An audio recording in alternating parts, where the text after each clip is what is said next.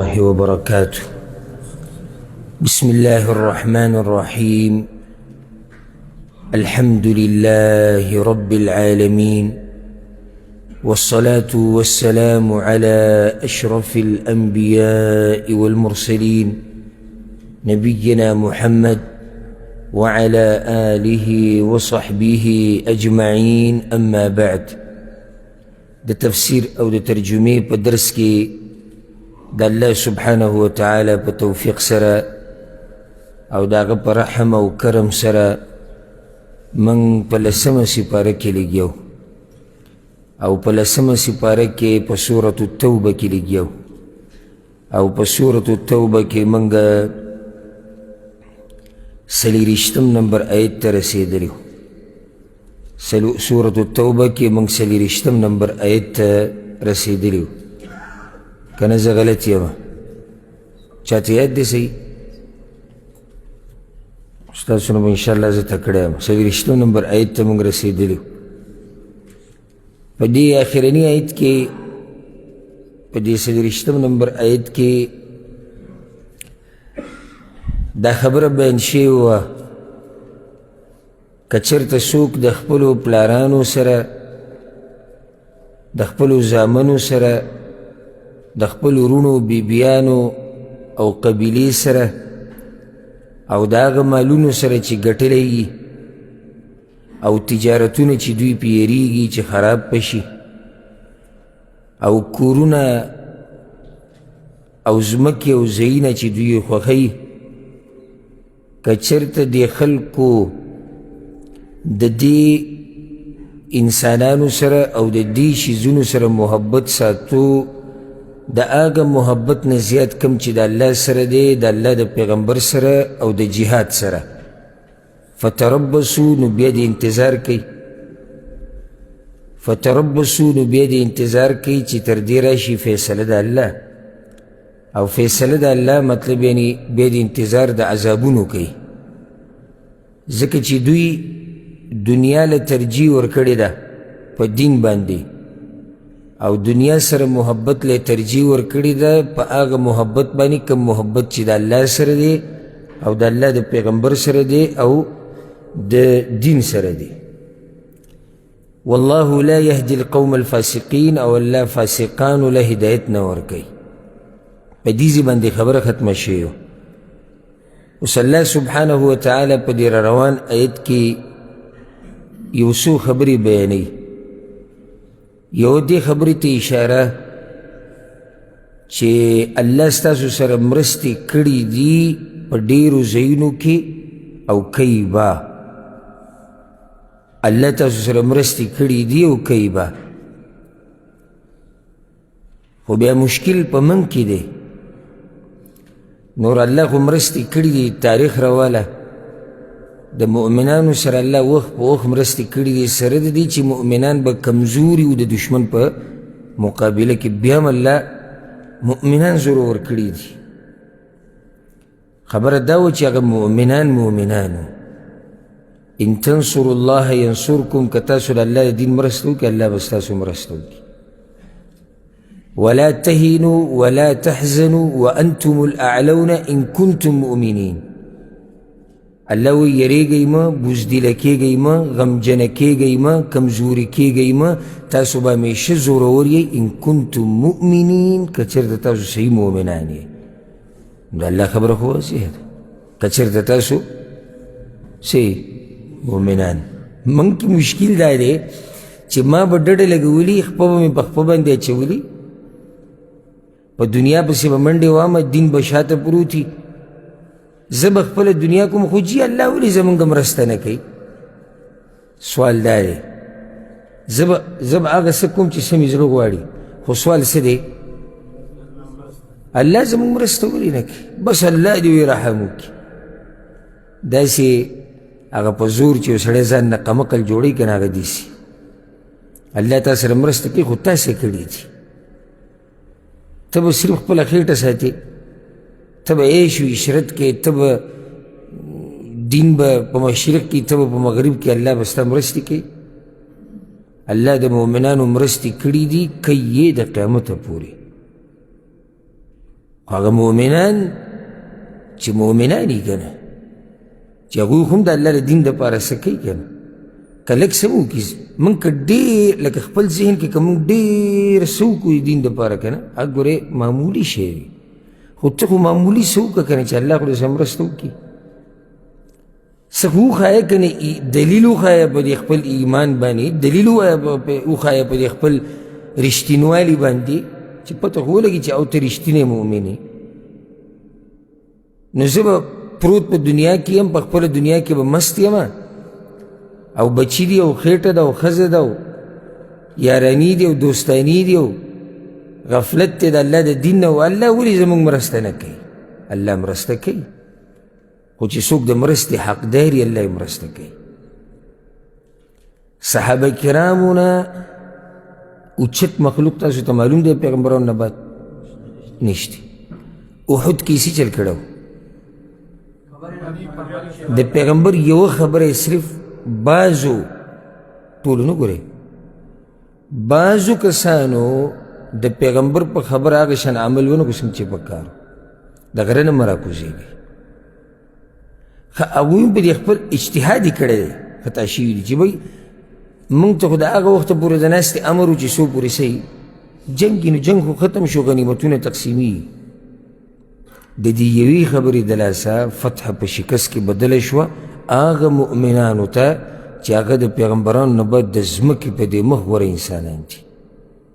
زما اوس دا ټول ژوند رواله سحر ماښام نافرماني د الله بېدیني فسق او فجور څومره ډېر شوی د هر څه ډېر دي خو جي الله مرسته نه کوي زمونږه لکه دی چې ښه پوره سړی دی خو بس چې الله یې ولې مرسته نه کوي هغه اوچتو مؤمنانو د پیغمبر صرف یوه خبره بعضو وره ټولو نه یو څو کسانو هغه هم اجتهاد کړی دی حدیث نافرماني د هغوی د الله نه کوله او نه د پیغمبر کوله خو هغوی جنګ ختم شوی ده بس مسلمانانو وګټل خو پیغمبر ورته وایي که موږ ګټو که موږ بیلو که موږ مرو که موږ هر څه کیو تاسو به نه راکوزېږي د هغوی فتحه په څه کې بدله شوه په شکست کې ته خپل ځان ته وګوره ته د پیغمبر څومره مخالفت کې ته خپل ځان ته وګوره ته د الله څومره نافرمانیانې کړي دي او لګیا یې کې او تمه دا ده چې جي الله زموږ مرسته ولې نه کوي نو ته خو څه وکړه خپل حال ته م وګوره که نه خپل کردار ته م وګوره الله وایي ما تاسو سره مرستې کړي دي حنین ورته به یاد کړی دی چې حنین په غزا کې م الله وایي ما ستاسو مرسته کړې وه ګینې تاسو خو خبره نقصاني کړې وه تاسو خو په اوله کې خبره ګډه وډه کړې وه الله وایي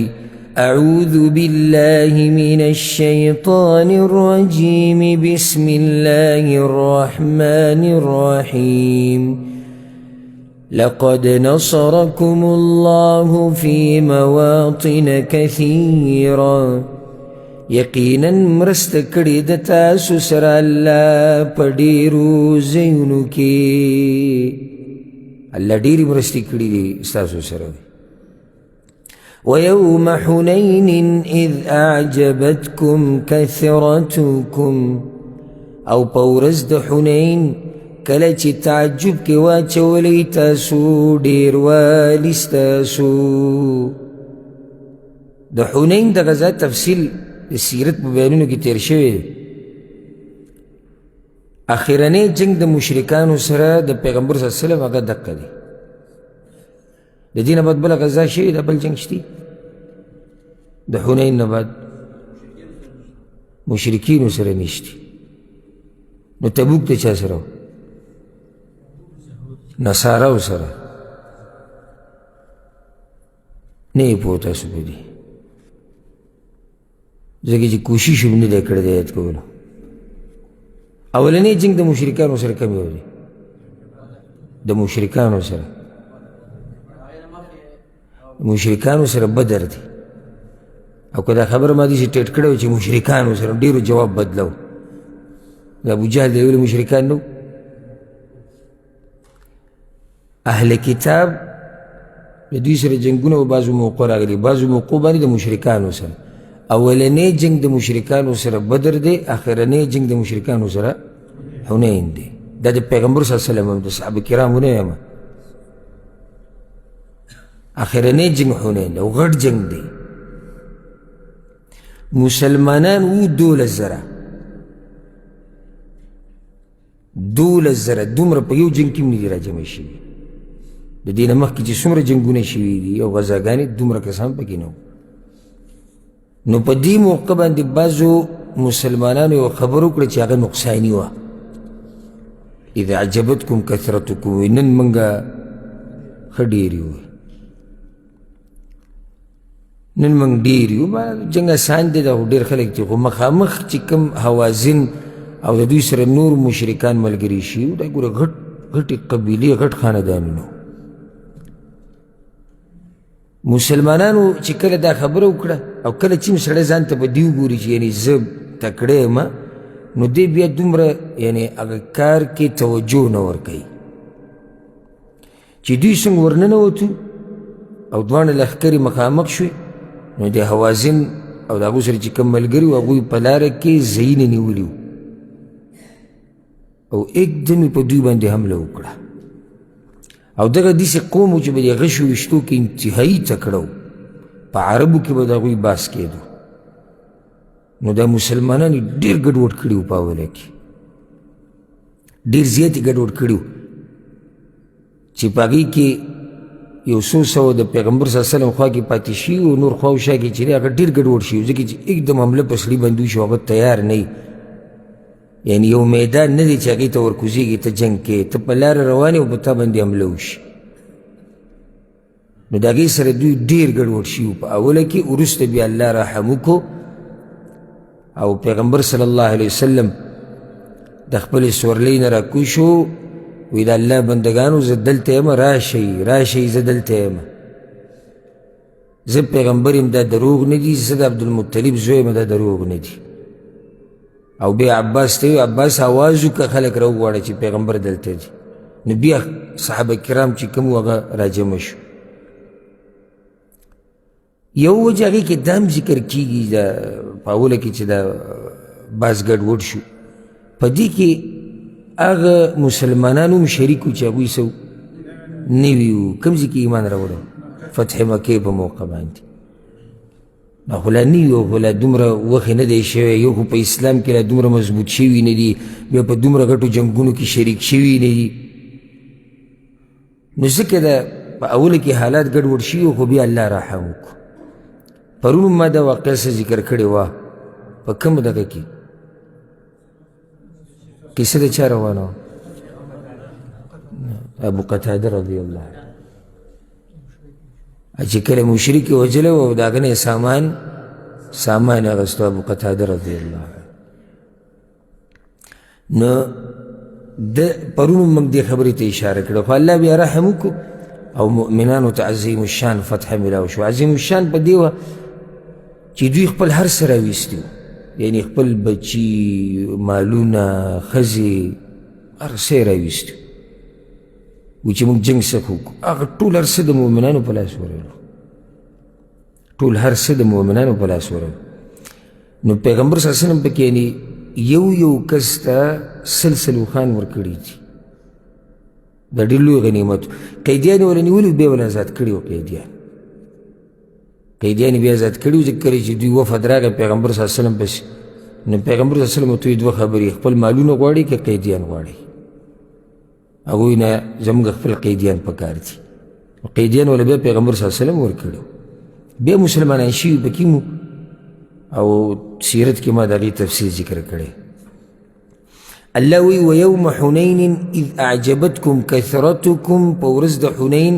کله چې تعجب کې واچولی تاسو ډېروالي ستاسو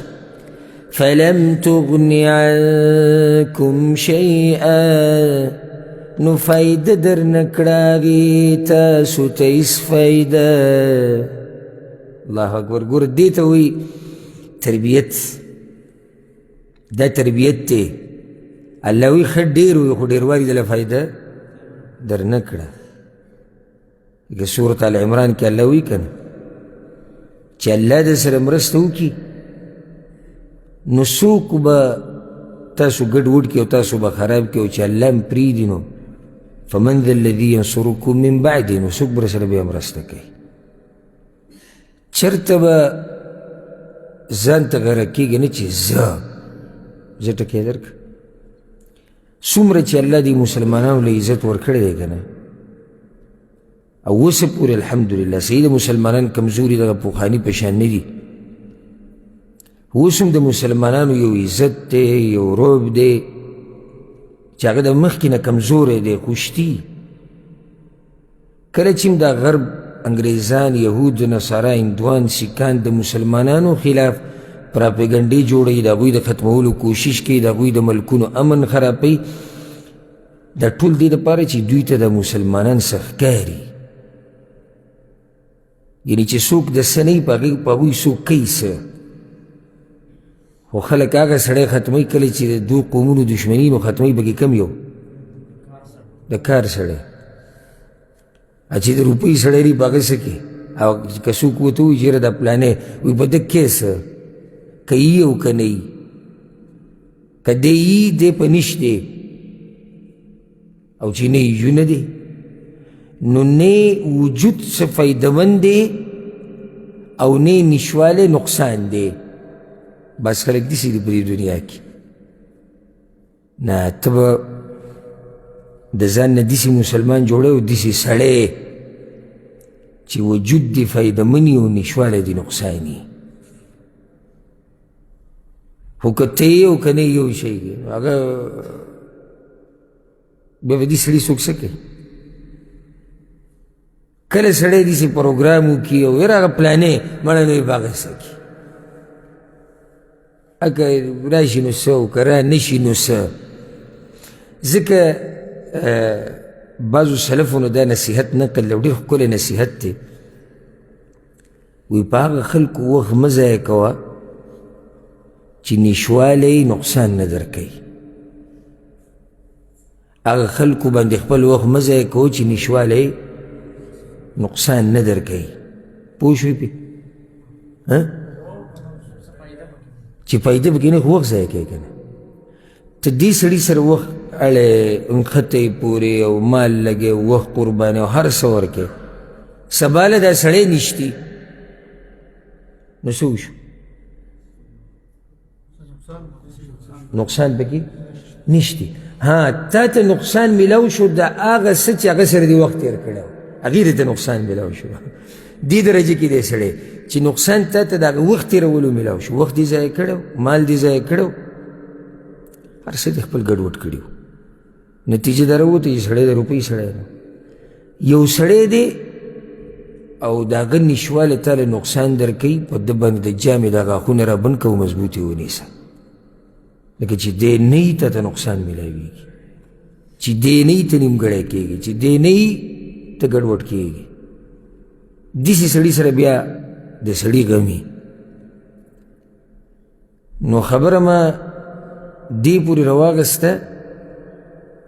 چې دا مؤمنان چې الله ورله کوم عزت ورکړی دی نو دا ټول ګوره د الله د طرف نه توفیق دی عمر بن خطاب به وایي موږ داسې قوم یو چې الله د څه د لاسه عزتمند کړي وو دین د لاسه ښکلی مثال دا عمر رضی الله عنه د اسلام نه مخکې عمر نه و همدغه عمر و که نه تکړه و که نه و ښه تکړه و ښه زورور و بلکې په ځوانۍ کې ما تاسو ته دا خبره ذکر کړې وه په ځوانۍ کې د قریشو چې به د کم قوم سره مسله راغله د هغې د حل کولو دپاره ابتدایي چې به کم سړی تو په هغې کې یو عمر بن خطاب په سره ځوانۍ کې زموږ ډېرو ځوانانو له د خبرو چل نه ورځي په مجلس کې ته به غځېږې راټولېږه به چې یا الله یا الله څه یا الله خیر اوس داسې شی راونه نه ولي چې د مجلس او زموږ طبیعت خراب نه کړي نو اکثر ورته بیا مشران سي زه ته کښېنه بهر زه ته چکر ولګوه زه ته پوه دی چې سړی د کار دی چې بهر یې ښه دي اوس دا ځوان د قومونو مسلې حل کوي او قوم کم قوم قریش د هغوی مسایلو کې ګوتې وهل دا به نو څوک یې کړ خو والله که چا یادو چې عمر دی خو چې کله دغه عمر رضی الله عنه اسلام قبول کړو نو بیا یې جوړ شو عمر فاروق بیا یې جوړ شو عمر رضی الله عنه بیا یې جوړ شو عمر امیر المؤمنین رضی الله عنه دا ټول د اسلام برکت ابو بکر صدیق مخکې و، ابو بکر مخکې ښه سړی و، ابو بکر مخکې د خلکو سره مرستې کولې، په قریشو کې هغه په دې مشهور و. ابو بکر مخکې مخوریز سړی و، ابو بکر مخکې ښه دروند سړی و. خو هغه ابو بکر چې کله اسلام کې ورننوتو نو بیا ابو بکر صدیق رضی الله عنه شو، بیا شو خلیفة رسول الله صلی الله علیه وسلم، بیا شو ثاني اثنين اذ هما في الغار صاحب الغار، بیا شو د غار ملګری. عثمان مخکې مو، اسلام نه بعد عثمان غني شو. ذو النورین د پیغمبر زوم شو. علی مخکې مو، اسلام نه بعد علی رضی الله عنه شو. او داسې پسې بیا ځه برکت ټول د څه دی؟ برکت ته دی دین دی. ګوره چېرته دا ونه وایي چې زه او تاسو درس ته ناستئ که نه، دا ګوره د الله رحم دی، دا ستا کمال نه دی، شکر وباسه په دې. او ګوره لکه یو سړی دی منزل نه راځي او دې له عذرونه لټوي چې زه مصروفه وم. ولې نه وي راغلی؟ وایي زه مصروفه وم. ولې نه وي راغلی؟ وایي زه ستړی وم. ولې نه وي راغلی؟ زه بیمار وم. هغه بیماري چې هغه عذر نه وي. زه ولې نه زه پلاني، ولې زه پلانې، ولې زه هلته، ولې زه هلته، او دا قیسې کوي. نه،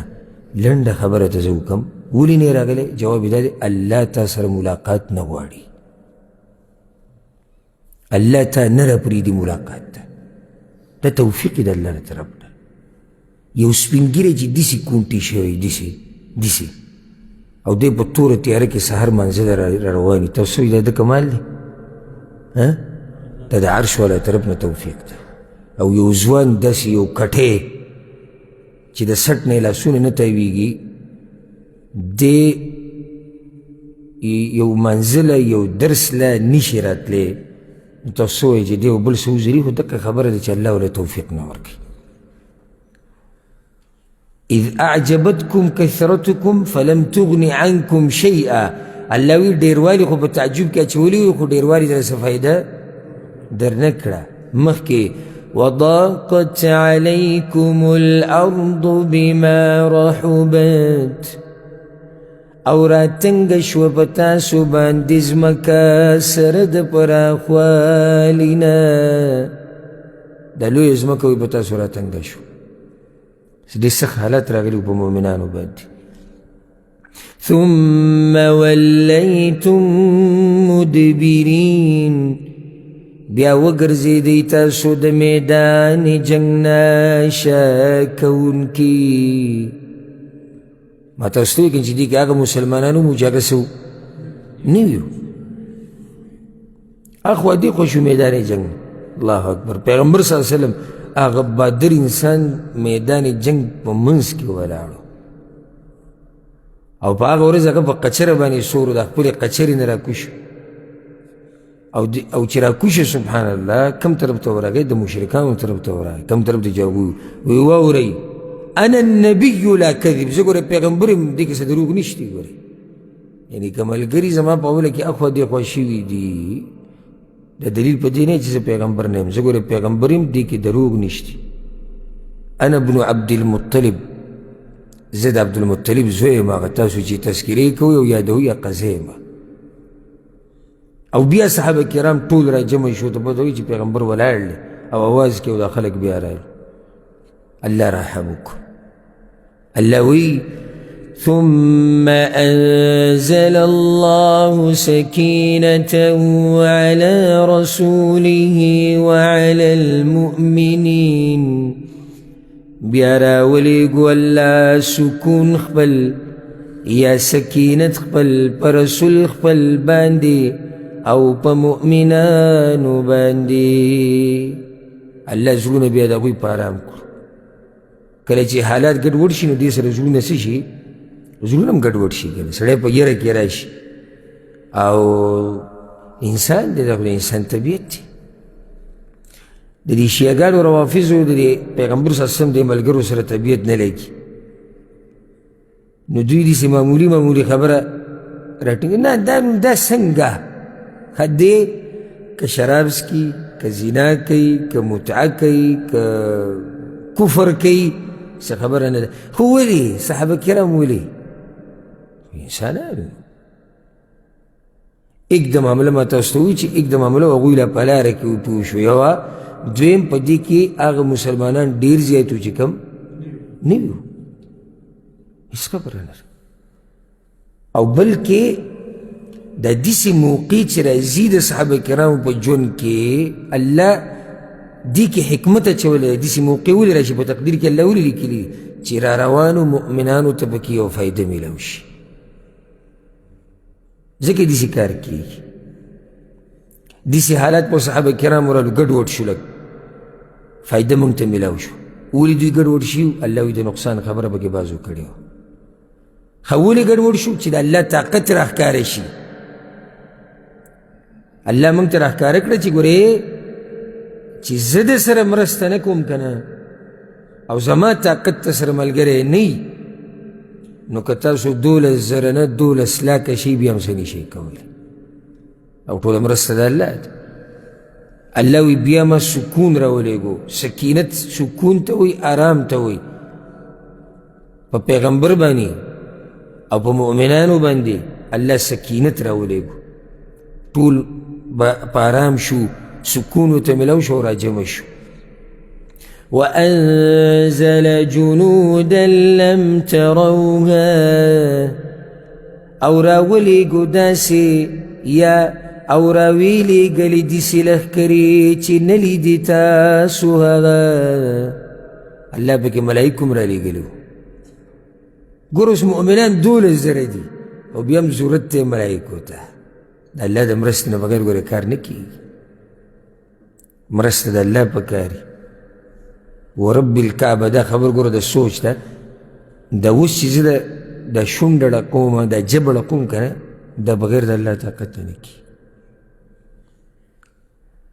دا ته چې کله یو پیر ووایې سبحان الله دا بغیر د الله طاقت نه کېږي ځکه موږ وایو لا حول ولا قوة الا بالله نشتي د ګناه نه د بچ کېدو او د دیندارۍ د کولو طاقت مگر په توفیق د الله سره چې الله توفیق نه در کړی د ګناه نه به بچ نه شي چې الله توفیق نه در کړی عبادت به ونه کړي دا د عرش والا مرسته ده او الله دې همیشه زموږ مرسته وکړي او الله دې موږ له توفیق راکړي د هغه د عبادت کولو او الله دې موږ له توفیق راکړي د هغه د نافرمانۍ نه د بچ کېدو همیشه دا سوال کوئ او ځان کمزوری ګڼه اوس ته که درس ته ناستې یا دلته یا اورې یا دی لیکې فایده ترې ستا خوا کې هم ستا په شان یو انسان بلکل ستا په شان زړه لاسونه خپې سترګې پوزه خوله غوږونه ځواني هر څه یو شان دي ته یې کولی شي هغه یې نشي کولی دا کمال ستا نه دی یعنې ځوان خو هغه هم دی کمال دا دی چې تاله الله توفیق او موقع درکړې ده نو الله وایي ما داسې لښکرې راولېږلې چې هغه تاسو ته نه ښکارېدې وعذب الذین کفروا او عذاب ورکو کافرانو ته وذلك جزاء الكافرين او دا سزا د کافرانو همیشه دا سزا کافرانو ته میلاو شوې ده نو دې آیت کې دا فایده چې الله خپل ملګري یوازې نه پرېږدي هېڅ چېرته یې نه پرېږدي بلکې ښکلې واقعه وذنوني اذ ذهب مغاضبا مهی والا خپه شو لاړ که نو بیا په لوی امتحان کې پرېوتو امتحان څه مهی خېټه کې پروت ډېر وخت پروت و د هغه ځینې الله ته چغې وایي اوس دا ما تاسو ته ووایي که نه چې تا کوم صحیح که نه چې الله در سره مرسته وکړي نو دا هم څوک دی چې د مهی په خېټه کې پروت و په دې تورو تیارو کې چا ته چغې وایي الله ته چغې وایي دا هغه ځینې دي ګیا چې الله څه وایي فاستجبنا له ونجيناه من الغم وكذلك ننجي المؤمنين. الله وی مولا چغه او پریاد هغه واورېدو د غم نه مې راویستو. الله وی زه مؤمنان دغه شان د غمونو نه راوباسم. حنین کې دا هم یو غم دی په اوله کې راغلی و په مؤمنانو باندې، خو رب العالمین مؤمنان د غم نه راویستل. څه وخته پورې حالات ګډوډ خو بیا برابر شو. الله دې زمونږ غمونه مو ختم کړي. ثم يتوب الله من بعد ذلك على من يشاء. بیا مهربانی وکړه الله وروستو د دې غلبې نه په هغه چا چې چا باندې غوښتله. والله غفور رحیم. او الله بخون کے رحم کون کے دے. گوره دیسی که اوس الله وی د دې غلبې نه بعد بیا ما مهرباني وکړه په هغه چا چې په چا مې غوښته. نو یو خو مهرباني په دغه قوم کې په بعضو خلکو وشو چې اسلام یې قبول کړو، دا مهرباني ده. دویم کومو خلکو چې هغه نقصاني خبره کړې وه او بیا په اوله کې ګډوډ شي وو، په هغوی م الله مهرباني وکړه. والله غفور رحیم. سبحان الله چې کوم ځای کې د صحابه کرامو خبرې که نه وروسته پسې الله داسې خبره کوي. اوس الله د هغوی خبره ختمه کړې ده، مسله د هغوی صفا شوې ده. صفا ده که نه ده صفا؟ خو چې سره پاسې 1400 کاله بعد یو سړی راشي خپل لمونځ وله صحیح نه ورځي او دی ښکته وي، دا چې صحابه کرام دا څنګه او دا ولي؟ مړه الله د هغوی مسله حل کړه، ختمه کړه، ته پکې څه لګوتې وي؟ ته خپل غم وکړه، ته به جنت ته ځې که ته به جهنم ته ځې، ستا به د الله سره په څه طریقه مخامخ کېږي، ته د دې غم وکړه. پرېږده دا چې صحابه کرام خو یو قوم دی تېر شوی دی، الله بخلي دي، رضي الله عنهم ورضوا عن. الله د هغوی نه راضي دی او هغوی د الله نه راضي. مرض دا دی سبحان الله. زه کله نه کله دې خبرې ته سوچ وکړم که نه، او د دې زړه نه مې داسې یو شکر د الله وځي چې یعنې الله یو سړی وساتي او د هغه دا ژبه وساتي د دې نه چې صحابه کرامو پسې خبرې وکړي. زمونږ ماشومانان الحمدلله دا ګوره زمونږ منهج او مسلک دی د اهل سنت والجماعت حقیقي او د سلفیانو د اهل حدیثو ماشومانان چې د صحابه کرامو خبره کوي نو هغه ماشومانان مولم ادب کوي. ماشومانان زمونږ بوډایګانې زمونږ بوډاګان چې نه مدرسې لیدلي دي او نه ورته چېرته تللي دي، هغوی ته چې ووایي چې صحابي نوموالي او معمولي اخوا دېخوا خبره دې کړه وایي دي. شکر د الله دی چې دا منهج یې موږ ته نصیب کړی. سړی د علم سړی سره د علمه په دې کې نښتی چې صحابه کرامو پسې خبرې کوي، د ده نه لوی بدبخت او ګمراه بل څوک دی؟ لکه هغه انجینیر مرزا باندې خو ما په څو بیانونو کې رد کړی دی په هغه پلیتې عقیدې والا باندې، د ځان له پټ شیعه دی. اوس خو ښکاره شو، اول پټ و. نو یو کس ورته وایي چې ما خپل بچي له نوم ایښودی دی غلام غوث، او دا اولني بچي نوم مې دی غلام علي که غلام حیدر، غلام حیدر، او د دویم له غلام غوث ایږدم. نو ته څه یې؟ نو هغه وایي دا نوم مه ایږده، مناسب نه دی لکه غلام غوث. ها غلام عثمان کېده، غلام عمر کېده، غلام علي کېده، داسې کېده. ها غلام معاویه کې نه دی، صرف دغه یو نوم نه وي ځان لرې ساته.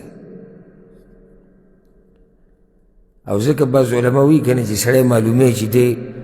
د صحابه کرامو په باره کې دی څنګه عقیده لري، د معاویه تذکیره کوه. الله اکبر. په دې سړي باندې په دې مسله کې د حق او باطل پته لګي. الله څه بل شان یو مؤمن پیدا کړی، زموږ ملاقات ته ورسره الله په جنت کې وکړي. معاویه رضی الله عنه پرې نوم باندې د زړه د سړي داسې خوشحاله شي او باغ شي، نوم یې دومره ښایسته دی. او موږ هغه کسانو ته دا وایو چې څوک د ده په تذکره باندې خفه کېږي ورب الکعبه که دا پوزه ککړه کړي په دې ځمکه باندې که نه، او دې اسمان ته وخېجه او راودانګي کته او اسمان ته پړی واچي او ځان ورته پانسي کړي، بیا به موږ د ده تذکره ښه په جهر ښه په زور سره کوو چې څو پورې په دې بدن کې دا وینه چلیږي او دا سا کته بره کېږي د معاویه رضی الله عنه دفاع به کوو. او خپلو بچو ته به یې هم ښایو، خپلو ښځو ته به یې هم ښایو، خپلو مشرانو کشرانو ته به یې هم ښایو چې معاویه رضی الله عنه زموږ د زړه سر دی، زموږ د پیغمبر صلی الله علیه وسلم اوښی دی، د مؤمنانو ماما دی معاویه رضی الله عنه. نو خبره مې دا وکړه چې شکر وباسه چې الله ستا ژبه په حفاظت کې ساتلې ده. اوس زه کمزوری بنده، زه خپله خبره به وکړم، زه کمزوری بنده ګناهګار بنده د الله، هېڅ پته مې نشته چې خاتمه به په څه کېږي، هېڅ پته مې نشته چې الله سره به په څه حال کې مخامخ کېږم، د هر څه دي یعنی ما ته پته ده، هر سړي د خپله کمزورتیا معلومه ده. او زه راولګم په هغه سړي پسې چې قرآن او حدیث کې دا خبره دی چې دا جنتي دی، نو زما نه لوی بدبخت او بیا بل څوک چې خپل غم پرېږدم او د جنتیانو په باره کې خبره شروع کړم. نو الله د صحابه کرامو فایل دلته بند کو، والله غفور رحیم، الله بخونکی مهربانه دی. که بعضو نه نقصاني خبره شوې ده خو انسانان دي نو وشوت. صحابه کرامو دپاره ګوره عصمت نشتی، عصمت د ګناهونو نه پاکوالی هغه د چا دپاره دی؟ هغه د پیغمبرانو دپاره دی. صحابه کرامو نه ګناه کیدی شي، غلطي ترې کیدی شي، خو دا داسې قوم دی چې د هغوی نیکیانې دومره ډېرې دي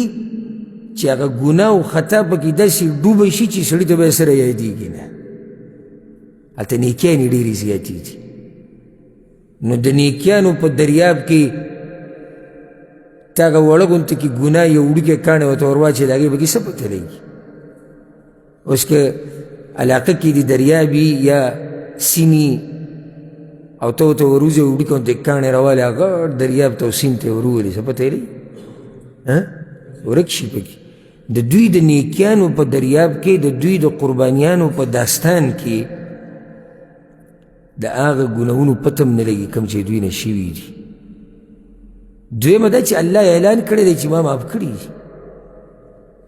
ما بخښلي دي. نو دا داسې قوم دی. موږ به خپلې ژبې په کنټرول کې ساتو. د دوی په منځ کې اختلافات جګړې راغلي، نو ما تاسو ته وایي انسانان نه دي چې دومره د یو بل سره اوسېږي، څه نه څه اختلافات خو به د بعضو راغلي که نه. د هغوی په منځ کې اختلافات راغلي دي د یو بل د درجې د مقام خلکو، یو بل سره اختلافات راغلي دي، هر یو اجتهاد کړی دی، په قصد چا د چا سره زیاتی نه دی کړی، که څوک پکې خطا شوی هم دی الله بخلی دی. او موږ بیا راولګو د هغوی یعنی د شان د کمولو کوشش کوو، نو دا به لویه بدبختي. الله دې د دې قسمه کارونه موږ لرې ساتي. يا أيها الذين آمنوا إيمان ولو إنما المشركون نجس، يقينا مشركان پلتی فلا يقربوا المسجد الحرام بعد عامهم هذا، نو ندی نجدی کیگی مسجد حرام ته وروستو د کال د دوی نه چې دا دی. دا کال کم یو دی؟ نهم کال دی. بیا ځکه پیغمبر صلی الله علیه وسلم څوک ولېږل؟ موږ سیرت کې تفصیل ذکر کړی و که ابوبکر صدیق یې ولېږو، علي بن ابي طالب ورسره، ابو هریره ورسره، یو څو کسانو رضی الله عنه. هغوی هلته اعلانونه وکړو، عرفات کې، په مینا کې، ځای په ځای اعلانونه کېدو. روایت کې راځي چې علي بن ابي طالب دومره اعلانونه وکړو چې اواز یې بوغ شو. هغه اعلان کې یو څو خبرې وي، یو پکې دا و چې د دې کال نه بعد به مشرک نه راځي، د الله د کور نه به لګړ سړی طواف نه کوي، او بله پکې دا وشو په هغه اعلان کې سبحان الله چې الله مرسته نه کوي مګر د مؤمنانو. دا هم په هغه اعلانونو کې پیغمبر صلی الله علیه وسلم لیکلي وه وي دا به کوم هلته به ووایي چې الله مرسته نه کوي مګر د مؤمنانو. او هغه خو دې کې اشاره ده چې تاسو ولیده دا مکه چې فتح شوه دا مرسته الله د مؤمنانو سره وکړه که چې هر څه برابر شو. پیغمبر صلی الله علیه وسلم لسم کال کې لاړ څه له حج له په نهم کال کې هغه نه دی تللی. نو الله وایي مشرکان پلیت دي. دا پلیتوالی معنوي پلیتوالی ته مراد دی او حسي کله ناکله کیدی شي. اگر که بعض علماو دا قول کړی دی خو دا داسې کمزوری قول دی وی دلته حسي او معنوي دواړه مراد دي. نه دلته اصل د هغوی چې کوم پلیتوالی ذکر شوی دی هغه معنوي دی یعنی د دوی پلیتوالی هغه د شرک دی زړونه یې پلیت دي. بدني اکثر پلیت کیدی شي خو کله داسې مې چې پاک وي بدني اکثر موږ په دې وایي ځکه چې دا مشرکان کافران دوی خو دې خیال نه ساتي که نه دوی جنابت پېژني نه نجاست پېژني دغه شان ګنده ګرځي راګرځي نو دا کیدی شي خو داسې هم کیدی شي چې بدن یې صحیح پاکي. نو دلته کم پلیتوالی مراد دی معنوي د زړه پلیتوالی. دا خلک پلیت دي د شرک په پلیتوالي سره. وثیابک فطهر الله پیغمبر ته سورة المدثر کې خپلې کپړې څه کا پاکې کا. هلته موږ دا فایده ذکر کړو چې طهارت هم په دوه قسمه دی څنګه چې پلیتوالی دلته په دوه قسمه دی. طهارت یعنې پاکې کپړه خپله یو معنی دا دی چې پاک که زړه خپل د څه نه د غلطو عقیدو نه او حسي طهارت یعنې پاک که ظاهري لباسو. نو مشرکان پلیت دي په دې سره چې د دوی عقیده د شرک ته د هغې د لاسه دا قوم پلیت دی. انما المشرکون نجس هم د دې پلیتوالي د لاسه پابندي ولګېده چې دوی به د نهم کال نه بعد مسجد حرام ته نه رانږدې کېږي. وإن خفتم عيلة فسوف يغنيكم الله من فضله إن شاء او که یریږئ تاسو د غریبینا نو زر ده چې مالدار بکي تاسو الله د خپل فضل نه که وغواړي هغه. ان الله علیم حکیم یقینا الله پوهه حکمت والده. که څوک په دې یریږي که دا مشرکان د مکې نه بند شو او د حرم نه نو څه چله به وشي تجارتونه به بند شي غریبي به راشي. الله وایي نه الله به مالداره کړي او سبحان الله الله مالداره کړو د دنیا د تجارت په دنیا کې دا خبره ګوره تاریخي ده او چېرته سر چوکئ په نیټ باندې دا به راوځي ویې ګورئ ما کتلې ده په دنیا کې هغه ځایونه چې هغه د تجارت لپاره ډېر مناسب دي او لوی تجارت او په غټه سطح تجارت کیږي په هغه ځایونو کې یو ځای حرم مکي مکه ده او دویم مدینه ده. دا په دنیا کې څو ځایونه تجارت لپاره ډېر مشهور دي په هغه ځایونو کې دا مکه مدینه هم ده. دا ځایونه تجارت لپاره مخکې مشهور وو یعنې قافلې د هغوی دوه سفرونه رحلة الشتاء والصيف د ژمي او د اوړي دا مشهور وو که نه. اوس که چېرته دا مشرکان بند شي دا تجارتونه به څه کېږي او دا به څه کېږي نه الله وایي نه نه ښه به مالداره کړم. نو دې کې دا فایده من ترک شیئا لله عوضه الله خیرا منه. څوک چې د الله دپاره څه شی پرېږدي الله ورله د هغې نه غوره ورکوي. نو اوس لاړ شي وګورئ که مکه سره د دې چې مشرکان پې بند دي خو تاسو خو لاړ شي حالات وینئ که. نو زموږ دپاره نصیحت هغه دا دی چې یو شی که ته د الله دپاره پرېږدې او الله ترې منع کړی نو مه هېرېږي چې زه به غریب شم الله به درله د هغې نه غوره درکړي. په دې به اکتفا وکړو او درس به نن مختصر کړو ځکه چې بعض ملګري او بعض علما راغلي دي نو انشاءالله د هغوی سره به زمونږ نشست او ملاقات وي نو بیا به انشاءالله پر روان درس کې باقي آیتونه دا به په تفصیل سره ووایو او په دې آیت کې یو څو خبرې پاتې شوې دا به روان درس ته پرېږدو. هذا والله أعلم وصلى الله وسلم على نبينا محمد وعلى آله وصحبه أجمعين.